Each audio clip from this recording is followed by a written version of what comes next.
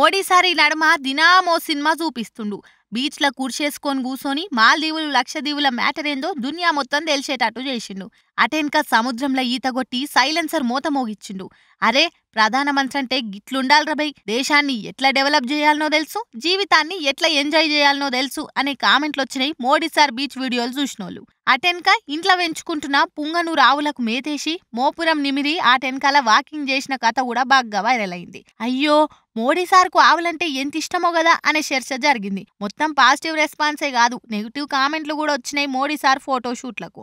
ఒక్కొక్కరు పోటీలు పడి వాళ్ళ దేశాన్ని డెవలప్ చేస్తుంటే మన ప్రధాని సార్కేమో ఈత కొట్టేంత, ఆవులను కాసేటంత టైం దొరికిందా అని కుచ్చి కుచ్చి ప్రశ్నలు అడిగిండ్రు. ఈ చర్చ జరుగుతుండగానే ఇప్పుడు ఇంకో అనుభవాన్ని వంచుకుంటూ మోడీ సారు మొన్న ఏపీకొచ్చి లేపక్షి గుడి దర్శనం చేసుకుండగా అప్పుడాడ తోలు బొమ్మలాట చూసిండట.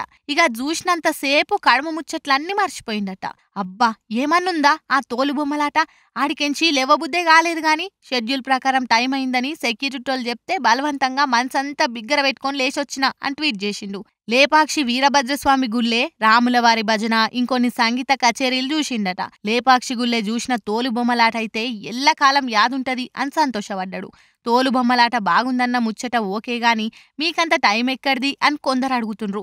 దానికంట సమాధానం చెప్పరాదు సారు, పాపం ఆలపానం కూడా నిమ్మలమైతది కదా.